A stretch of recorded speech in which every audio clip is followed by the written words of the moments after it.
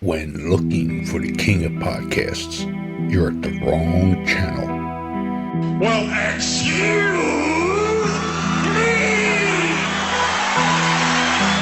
Looking for good ideas for life?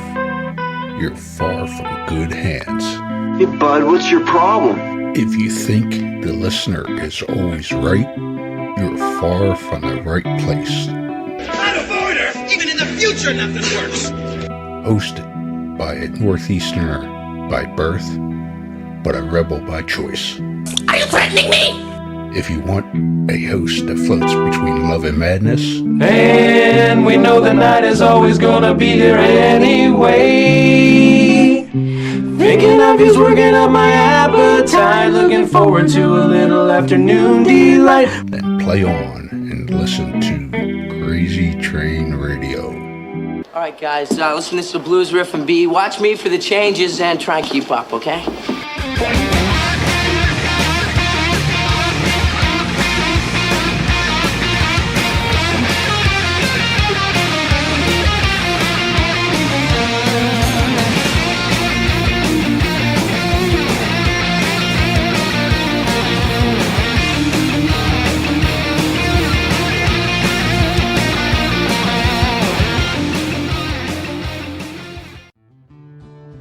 Warning, creators of this game do understand the subject matter may be offensive to some, but they do honor the families and people that have been affected by these real-life tragedies that these individuals have caused. Want to play a game? Oh, yeah! Lover of true crime? Yes, yes, yes. Well, we got an interesting game for you to check out. Wow. With the mashup of influences such as horror movies, collecting cards, and RPGs. What? Led to giving birth to an incredible creation of this game, Killers, the card game. You are all I killed with now. This game is a collectible trading card game featuring some of the most infamous killers, with tidbits of trivia on the back of each card to help you learn some insight to each criminal. Who the hell are you? Let's not forget, during the game, cops will be chasing you and these criminals. I'm a cop, you idiot! However, check out their website listed through all social media today, which can be found under Killers, the card game. Am I on the internet? I want to play a game. Hey folks, it's your least favorite host in the podcast world, Croc, Jonathan Steele. And boy, do we have a good one for you today.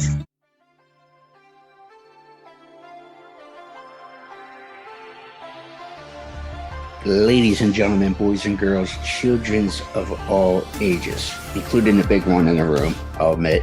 But this young bright star out of North Kakalaki really caught fans' attention in Terrifier 2 as the young pale girl. And obviously she's had a couple other projects so far in her budding career in the 3 years or so she's been in the entertainment field. But Amelie McLain, how are you? Hey everyone, I'm great. Thanks for asking. How are you? Can't complain. And obviously, like I said, known as the little pale girl, but I want to start off with the first project that was brought to my attention, being General Hospital, which has been around since '63, I believe, and your character, Charlotte. You took the role over from another young lady and first appeared in 2020. But what was that like stepping into a character that was already developed? Well, let me just start off by saying the cast on the set of General Hospital is super sweet and they're very supportive of me. And honestly, when I jumped into Charlotte, I kind of just took it for myself and just kind of made the character Charlotte for myself. I didn't really, do any research or watch anything. I just, took it and ran with it and just made Charlotte more of me. Makes sense. Now, obviously, we're going to get a Terrifier in a second because we got a limited time. But you bring up a good point about doing research and stuff. So, are you one that doesn't like to do research with any of the roles you've done so far, or? Yeah, I mean, I'll do a little bit of research. Obviously, when I got the role of Terrifier too, I mean, I researched Art the Clown, his backstory a little bit. But for the most part, I kind of like to just jump into it, not doing like a ton of research. Because sometimes when I do a lot of research, it makes me like second guess what I'm doing. But when I just don't really know everything, I feel like I find it easier to, take the character and run with it. Makes perfect sense. And obviously, you have been such a fan favorite with Little Pale Girl and Terrifier 2. So, obviously, this is your second horror film. However, first it has kind of blown up. And the story's been told that this film was made for $250,000, made over $10 million just in box office, and which is rare for an independent nowadays with all the streaming services and stuff. You can see it on a screen box right now. DVD will be out at the end of the month. Officially released, it's out for pre-order on Amazon and such. But with all the success that this film had right off the bat since Halloween, how's your life changed? I was not expecting this much success. I filmed this back in like 2020, and it was so hard for me to wait because my character was a secret. So it was super hard for me to wait and not say anything. And then all of a sudden, it's almost like it just came out of nowhere. I was getting comments on my Instagram page like, I loved your work and I loved your character, and I love seeing all the fans get all the tattoos of me and the fan art and the cosplaying. And I feel like it just came out of nowhere, and it just makes me so happy to see everybody loving my character because, me, Damien, David, we all put so much effort into this movie, and we're all so glad that it got to where it is today. And obviously it's a team effort. And this team in particular, like you said, Damien and David and Lauren, spoken to all of them. I've known David the longest, I would say. But it's just amazing that you got such a good core of people involved to make such a violent, gruesome film and everything what the product is. It's such a dichotomy. It's amazing. It's mind-blowing. When Adam Marcus, the director and writer, told me once, and obviously you know the scene I'm talking about, the famous kill scene.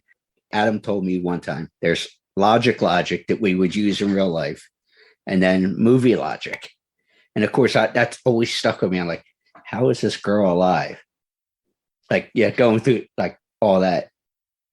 But then the movie logic kick in. It's like, oh, it's art. Yeah, don't worry. Yeah. Movie exactly. Logic. I agree with you.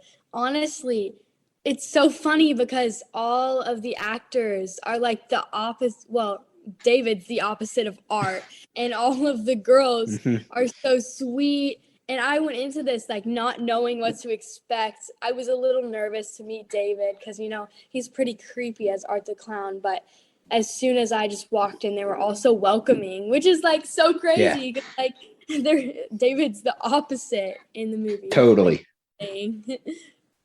And Casey was a complete trooper with that scene, and going to be talking to her on Monday. So, you'll love her. Yeah. From the communication, I could get that vibe from her. She's awesome. Yeah. Mm-hmm.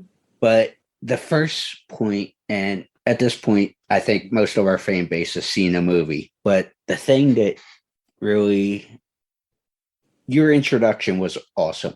Where in the laundromat. Yes. Obviously, there was a little bit of blood splatter and what they're going, what in the hell is up with this little clown, whatever. But the thing I want to get to was, and you can correct me if I'm wrong here, that the patty cake scene was improv from what I heard. Yep, that's exactly right. So what was the thought process, or what was your marching orders when they said, okay, we're introducing you here when you guys do the wave and whatnot from across the room, or however they made it look like in the shot, but you go end up doing a patty cake and everything, like I said there. What was the marching orders? Yeah, Damien was just like, Amelie, David, you guys just need to come up with something, just do some fun something. And we kind of just clicked and we were both like, oh, patty cake. So we started goofing around and then they started filming and it made it to the movie. And, it was funny because before that, and that whole movie logic versus logic kicked into my head with, I thought it was hilarious, though. I guess the irony of it. Art is leaving this murder scene at the morgue and stuff. And you would think you're leaving and running away from a crime scene. He stops and washes his outfit, which is I know, I was hilarious. laughing at that too. Yeah, let me stop and wash my clothes first before. And of course, he stripped down naked and just, it's, the whole thing is just, the next thing you know, he's playing patty cake with you. And it's like, this is going to be interesting, starting off like that within the first few minutes. Yeah, I think it really shows like Art is not afraid. He's not trying to run away from the things he's doing. Like, he's confident in this. He knows he's not going to get caught or do anything. And worst comes to worst, you get a broom handle stick in your head, and when people look at you strange, but we'll let you figure that one out if you haven't seen the movie. And I appreciate that both of you had the makeup of, and this is diving into the history degree a little bit, of Marceau, the legendary mime who survived the Nazi occupation and saved kids in World War II and stuff. And I just, like, it gave you that look. But with the pantomime you guys both did throughout the movie to make your characters what they were really impressed me when you start thinking at a deeper level. So how was that for you throughout the film with your character not talking, but just pantomime and everything, and that whole process for you? Yeah, it was pretty hard at first because I was used to, having my lines. And what really helped me is just sitting on the sidelines while David was filming some of his scenes and just watching from afar and just kind of mimicking those facial expressions that he was doing.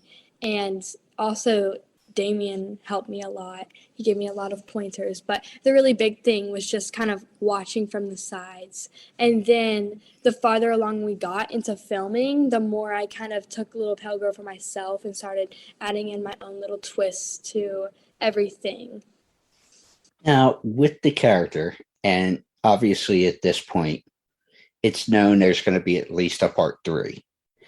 And with that film, one would think your character is going to be involved more because of the reaction you got and everybody showing love, and rightfully so. And I know you probably can't say too much here. Obviously, I know there's no script written yet. Damien's going to be working on that in the new year from talking to him. But were you given a backstory for the character, or is this going to be something you think will be developed for a part 3 and whatever continues with the franchise? I mean, I don't really know the backstory of Little Pale Girl, which is kind of cool because I like hearing all the different theories of, where she came from. But no, I wasn't really given anything. It was kind of, no, I wasn't.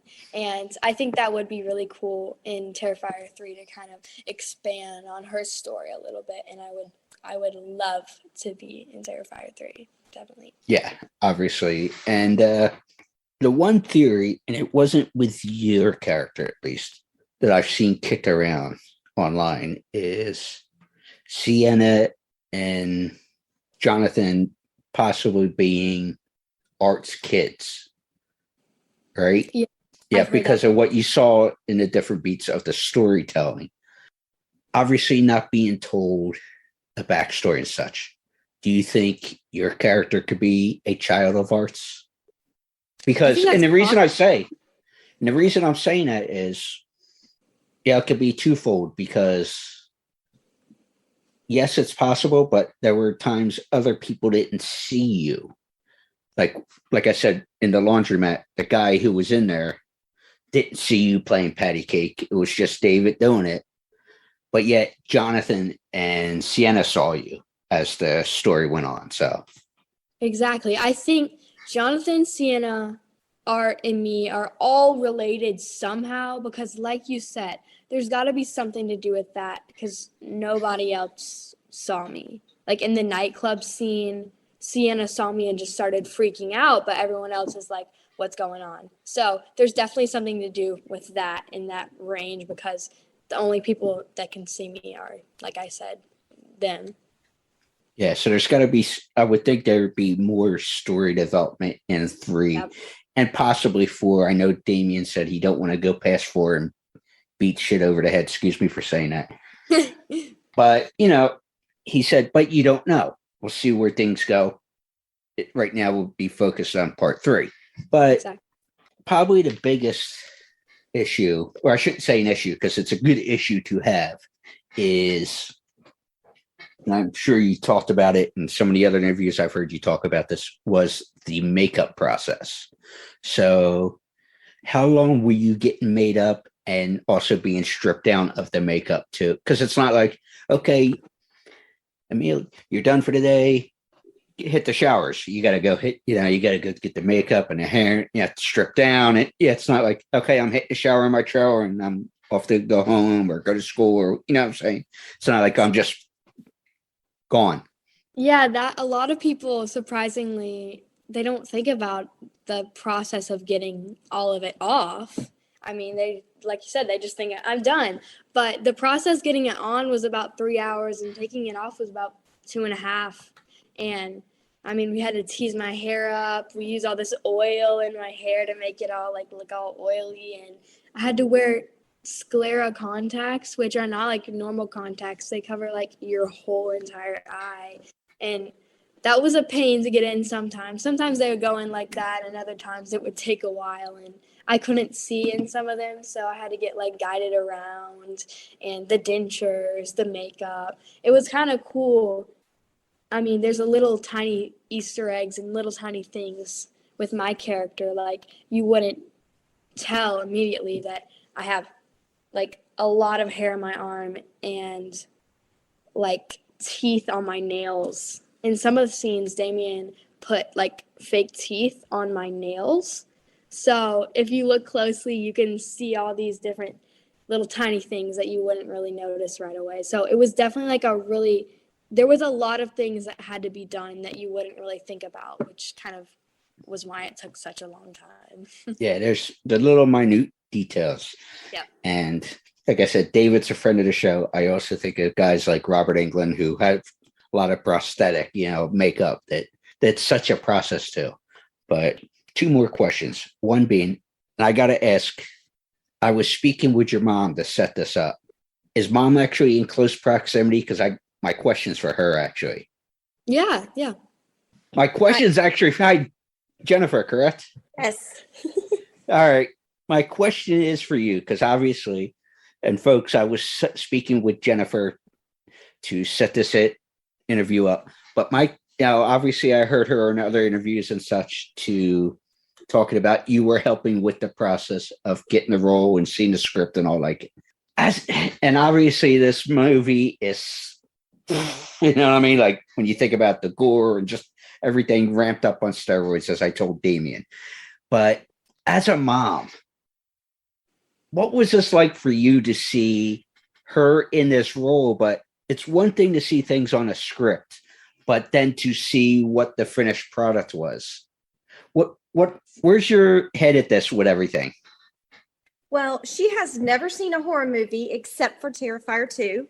So, yeah, I mean, she just wanted to do the audition. We submitted it, and Damien loved her and wanted to consider her for the role. We talked about the amount of makeup and time and effort that would go into this role. It's more than a normal, role. Yeah. But she really wanted to do it. We flew back and forth to New York and Philly and shot several different, times. Yeah, and she was supportive throughout all of that. But she had a great time. I felt really good with Damien right off the bat. Talked to him before we decided to do it. He's a great guy, just a good guy. Awesome. I love the guy. Yeah. So Amelie and I just trusted that this was good for her. And it's definitely paid off. Yeah. I was sitting there thinking about everything and what the movie is. And like I said, I heard her talk on other interviews about you being so supportive with the, her budding career so far. But it's like what you see in the movie, I'm like, I wonder what in the hell Mama's thinking in a good way. Like, but like you said, you're a protective mama bear too with Damien and all. And everybody was real protective, I should say. They were super protective. They did not shoot the scenes like you see it in the movie, so she didn't witness the kill scenes and things like that. They were very protective of her on set. So she had no real knowledge of the movie until we went to see it with everyone else back in October. And she's 13 now, so she's older. And, All right. So my final two questions here, because we are on a time crunch, is what do we and I'll include you here since you're here now, Mom. What is both of your opinions of the final product from when you got hired and saw the script and everything? But also, what is next for you until potentially Terrifier 3? Or, what's obviously we're in the holiday season now, but what is next? I mean, like my mom said, I did not see any of the scenes being filmed, so I had no clue what this movie was about. So when I sat down in theaters for the first time, I sat with, I did not sit with my parents. I sat with David and Lauren and Elliot, and there was a few times where, I felt like I was getting lightheaded. Like, it was a lot to take in a good way. They put so much effort into this movie, and it's really scary and uncomfortable, which is literally what they were trying to do. And I think they did it perfectly. It's one of my favorite movies. I mean, that might be biased because I'm in it, but it was enjoyable. It was enjoyable for me to watch. And it was just overall, I loved it. So what's next that you can talk about? Well, I'm going to be at a ton of conventions for Terrifier 2, so you guys can see me there. My first one's in January, but I'll be going to a ton, and I'm looking forward to seeing everybody there. Some of them I'll be in my costume for, so yeah. Awesome, and I'm sure everybody can, and I will put it in the description for when this gets out. They can follow you on Instagram. And it's just your name, and you'll be making announcements of everything there. Appearances. I believe the one in January is in Atlanta, Day to Dead, if I remember that right, where everybody's going to be at. So happy holidays. Thank you for the time, and truly appreciate what you did with the role, and wish you nothing but love and success moving forward. Thank you so much. I love doing this. You're such a genuine guy. I appreciate that. I hope to talk to you again soon. We'll be in touch. Thank you so much. And awesome. If you're ever in the Philly area again, don't be afraid to say what's up. You and Mom got my email and whatnot. Treat you to a cheesesteak. All right, perfect. We'll get you your first cheesesteak, you and a family. That's for sure. Yes.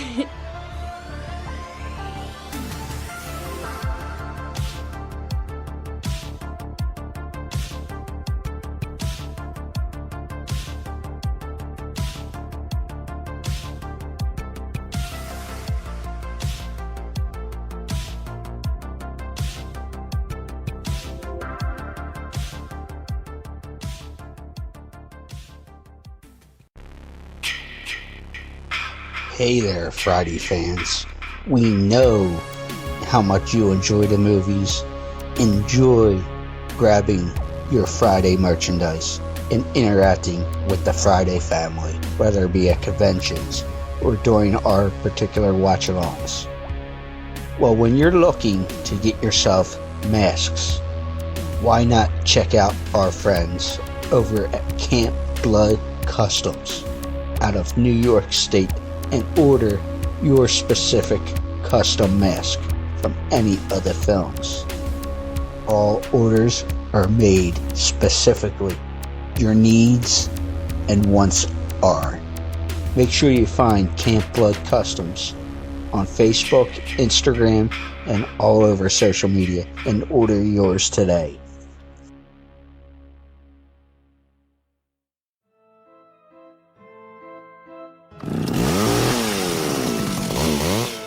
Hey, boils and ghouls, David Howard Thornton, Art the Clown himself, and you're listening to Crazy Train Radio. Choo choo!